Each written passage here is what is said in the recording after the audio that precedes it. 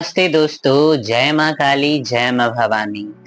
मैं एक और नया श्रृंखला स्टार्ट कर रहा हूँ। इस श्रृंखला में मैं आप सबको ऐसे 108 प्रभावशाली आदतों के बारे में बताऊंगा जिसे हमें भी अपनाना चाहिए और हमें हमारे बच्चों को भी सिखाना चाहिए। कहते हैं इंसान आदतें बनाता है, लेकिन बाद में यही आदतें उसे अच्छा या बुरा बनाती हैं। कभी ये छोटी छोटी आदतें किसी इंसान की जीवन परिवर्तित कर देता है, ये हम में से कोई नहीं जानता। वास्तव में अच्छी आदतों से खुद को अनुशासित बनाना या अपने बच्चों को अच्छी आदतें सिखाना, यही जीवन का उद्देश्य होता है।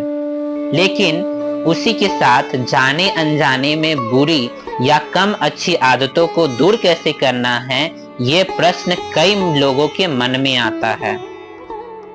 इस श्रृंखला में हम दोनों ही तरह की आदतों पर विचार व्यक्त करेंगे। वास्तव में यह श्रृंखला सिर्फ छोटे बच्चों के लिए नहीं है, यह हम सभी के लिए है। छोटे बच्चे तो बस एक कारण है, माध्यम है। उन्हें अच्छी आदतें सिखाते सिखाते हम खुद ही वो आदतें अपने अंदर में उतार लेंगे। इस आत्म अवलोकन के कारण कौन सी आदतों को रेखांकित करना है, कौन सी आदतों को धूसर खत्म करना है, यह निश्चित करना हमारे लिए सरल हो जाएगा। इस श्रृंखला में आदतों की चर्चा तो है, साथ में हर एक आदत क्या सिखाती है यह भी श्रृंखला में आपको बताया जाएगा। साथ साथ आदतों को किस प्रकार दिनचर्या में शामिल करना है, उसके तौर तरीके क्या हो, यह सीढ़ी दर सीढ़ी समझाया जाएगा। सबसे महत्वपूर्ण बात यह कि छोटा बच्चा हमसे किस प्रकार से आदतों को सीखेगा, इस बात पर सोचने की अत्यधिक जरूरत है। एक छोटा सा कहानी सुनाता हूँ। एक स्कूल में एक शिक्षक ने 7 स्टूडेंट के हाथ में उत्तर पुस्तिका आंसर शीट दी। आंसर शीट के पिछले पेज पर टीचर ने लाल अक्षर में एक नोट लिखा था। वह नोट बच्चे को पढ़ते नहीं आ रहा था। शिक्षक ने क्या लिखा होगा, पूछे या नहीं पूछे, इस उधेड़बुन में वह छात्र धीरे धीरे टीचर के पास पहुंचा। चेहरे पर प्रश्नवाचक भाव थे। उसने टीचर से पूछा, मैडम, आपने मेरी आंसर शीट के पिछले पेज पर जो नोट लिखा है वो क्या है?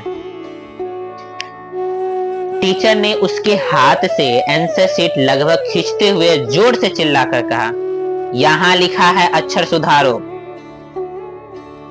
बच्चा चुप हो गया। वह एक बार अक्षर की ओर देखता और एक बार शिक्षक की ओर देखता। आप मुझे बताइए, वो बच्चा कौन सी आदत अपनाएगा? टीचर ने जो कहा वह, या जिस हैंडराइटिंग में लिखा है वह?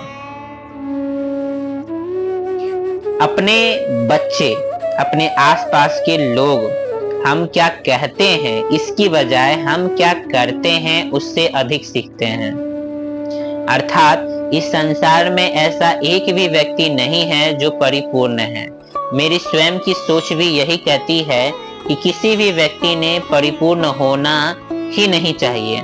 व्यक्ति के जीवन में अगर सब कुछ परिपूर्ण हो तो जिंदगी का मजा ही चला जाएगा। अपने जीवन में कुछ चरकापन, कुछ कड़वाहट स्वाद लेने के लिए कुछ होना चाहिए, जिससे हमारे जीवन रूपी भोजन में स्वाद बना रहे। हर एक स्वाद की मात्रा उपयोगी होती है, लेकिन हर एक स्वाद की मात्रा कितनी होनी चाहिए, यह निश्चित करना उतना ही आवश्यक है